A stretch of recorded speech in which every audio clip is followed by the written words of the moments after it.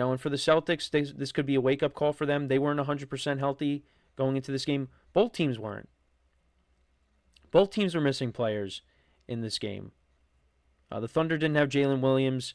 The Celtics, they didn't have Kristaps Porzingis for this game. So if both squads are fully healthy, hopefully that's for the NBA Finals if they do match up against each other. But we'll see.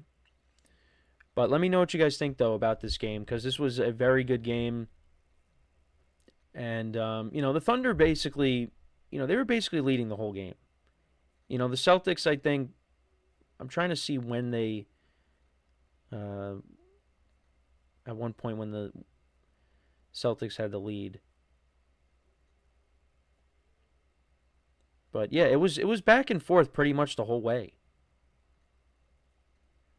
But the Thunder were able to come away with the win.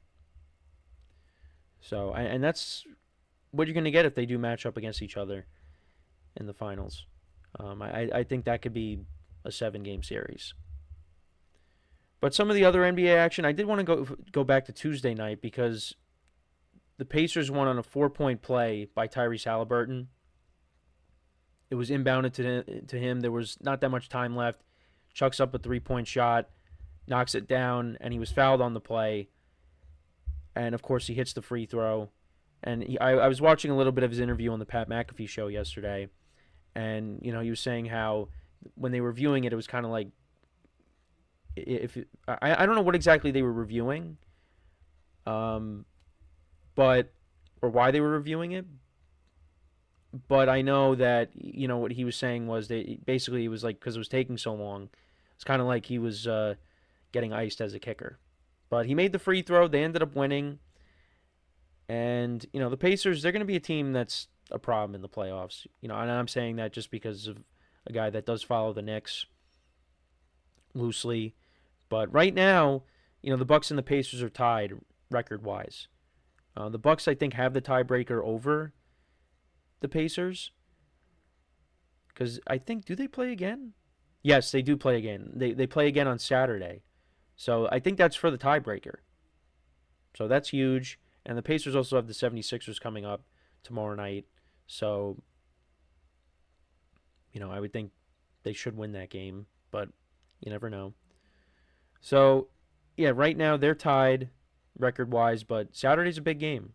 Saturday is a big game. And this was the first round matchup we got last year. But, the Bucks were so banged up.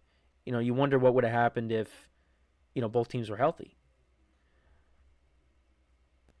So it's possible we get that in the first round, but I did want to bring that up because that was an unbelievable play, that 4-point play. The Cavs, I mean, they just continue to win, right? They are on right now. They've won 15 in a row. They had to pull off a comeback against the Nets. Things were getting a little scary there, but the Cavs were able to pull off a comeback. They didn't have Donovan Mitchell, which was to be able to come back despite not having him, that was big. They knock off the Nets, and then last night. I brought up the Knicks. I was watching them, and they had to go into overtime with the Trailblazers, and they're still without Jalen Brunson, of course. And they were down 113-111. And Mikal Bridges, who has been widely criticized this year by how he's played, had a big game last night, and he hit the game-winning shot. A game-winning three-pointer. Knicks win 114-113. They've won 2 in a row. Knock off the Trailblazers 114-113. And like I said, Bridges came up big. Karl Anthony Towns 21 points last night. OG Anunoby 23 points. Every single starter was in the double digits. Josh Hart was not great shooting the basketball. He was 4 for 14, but he had 11 points. He also had 11 rebounds. So there was that, and then you had Deuce McBride also 11 points. Not really much production out of the bench. Mitchell Robinson had 3 points off the bench. Shamet and Cameron Payne both had 6. But like I said when we talked about the Knicks, they just got to tread water until Brunson comes back. And they're in a great spot. They're probably going to be the 3rd seed. I mean, right now, the Pacers, the Pistons, and the Bucks are all 5.5 games back of them for the 3. I think the Knicks should be okay. And I think they have enough to get by. I mean, if Bridges continues to step up like he did, and he also, you know, kind of called out Tom Thibodeau for playing the starters way too long, which is something that, he's done. Called him out, and he went out and had a big game. You want to keep these guys fresh. You don't want to run these guys into the ground because that's what happened last year. That's what happened last year in the playoffs, and then they were really shorthanded. But I think part of it was just guys really just got hurt. I mean, I don't think you can make that argument, but then you see Josh Hart, playing with his hair on fire in the playoffs last year, and really just every single time he's on the court, and he got hurt as well, but he played through it.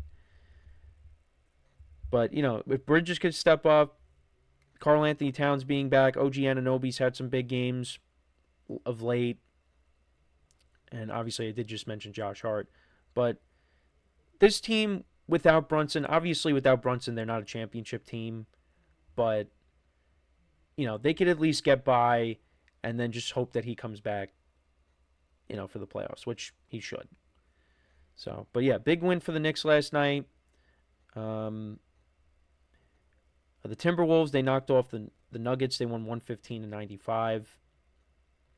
Clippers got a win, 119-104 over the Heat.